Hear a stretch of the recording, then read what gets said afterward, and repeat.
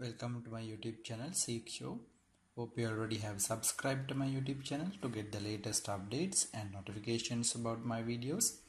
And today I have decided to link this video with my previous video.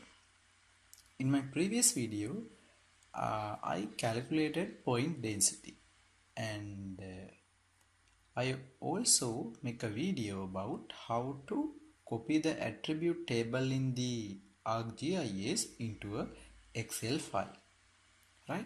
So this is that Excel file. If you haven't watched those two videos, please check the description section below. I have provided the both links, right?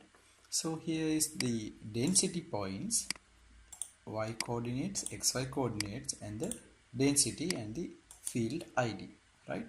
I have created this Excel worksheet into a shape file. If you don't know how to do this, I will make another video for you how to turn Excel data into a shape file.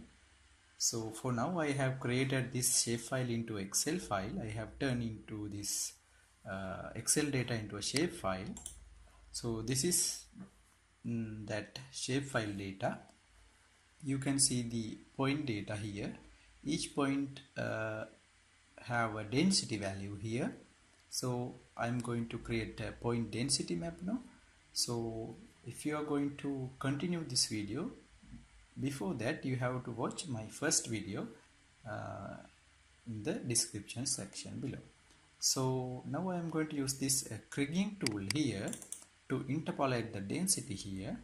Your input point feature should be this one, 1, 2, 3, the points, and remember the Z value must be the density that you have calculated, right? I'm going to rename it as Krigging SHP1.